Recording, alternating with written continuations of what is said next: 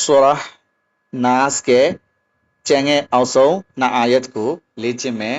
အဲ့တော့ပထမဦးဆုံးဖတ်မဲ့စလုံးမှာကြည်လိုက်တဲ့အခါကျတော့ပထမဦးဆုံးဖတ်မဲ့စလုံးဟာဘာမှမပါတဲ့ alif ဖြစ်နေတယ်အဲ့တော့ဒီဘာမှမပါတဲ့ alif နဲ့ပတ်သက်ပြီးတော့လည်းအရှိသင်ခန်းစာတွေမှာရှင်းပြခဲ့ပြီးပြီအဲ့တော့ဘာမှမပါတဲ့ alif ကိုတွေ့ပြီးဆိုရင်သူ့ရဲ့ဘေးကိုအမြဲတမ်းကြည့်ရမယ်အဲ့တော့သူ့ရဲ့ဘေးမှာလာတယ်ဆိုရင်မှတ်ထားပါဘာမှမပါတဲ့ alif ကိုအမြဲတမ်းဇဘရပေးပြီးတော့ဖတ်ကြတယ်အဲ့ဒါကြောင့်မို့ဒီညမှာ al-ladhi ကိုဖတ်တဲ့အခါမှာရှာထိတ်ကိုအပေါ်ရှည်သွားကြီးနှစ်ချောင်းရဲ့ထိတ်ဆနဲ့နော်ထိပြီးတော့ဖတ်ကြတယ်ရှာထိတ်ကလေးကအပေါ်ရှည်သွားနှစ်ချောင်းရဲ့ဟာလားထိတ်ဆလေးနဲ့သွားထိပြီးတော့ဖတ်ရတယ် the alladhi yuwaswisu နော်အဲ့အတန်မျိုးဖတ်ရမယ် yuwaswisu အဲ့တော့ sin ကိုဖတ်တဲ့အခါမှာရှာထိတ်ကရှေ့သွားကြီးရဲ့အနားတွေနဲ့ထိဖတ်တယ်အဲ့အတန်မျိုး yuwaswisu fi sudurin nas fi fa yazir fi sudurin nas sod ကလည်းခုနပြောတဲ့ရှာထိတ်ကိုရှည်သွားကြီးများရဲ့အနားနဲ့ထိပြီးတော့ဖတ်တာပဲ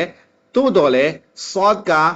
နော်စီနဲ့မတူတာကကြတော့အတန်နဲ့ထူပြီးဖတ်ရတယ်သူကအတန်ထူပြီးတော့ဖတ်ကြတယ်အမြဲတမ်းပါဇက်ပြင်းနဲ့အတန်ထူဖတ်ကြတဲ့စလုံး9လုံးထဲမှာဒီ sod ပါတယ်အဲဒါကြောင့်မလို့ fi sudurin nas rinnas ဒီနေရာမှာ rin တော့ အတန်ထူဖတ်လို့မရဘူးရာကဇေပဲရှိရတဲ့အတွက်အတန်ပတ်မယ် fi sudurin nas rinnas alladhi yuwaswisu fi sudurin nas alladhi yuwaswisu fi sudurin nas minal nal nun ka lam ko la pauna minal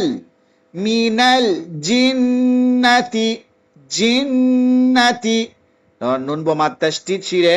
nun da nun ne mushaddad lo khore guna lauk de nyi pi ro phak ka de da ka le apaw ma le dauk shauk di nun ne pattat pi pa tha pi da